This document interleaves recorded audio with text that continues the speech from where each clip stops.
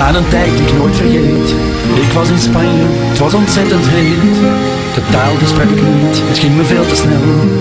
Maar het Spaans voor 2 biertjes, dat ken ik wel.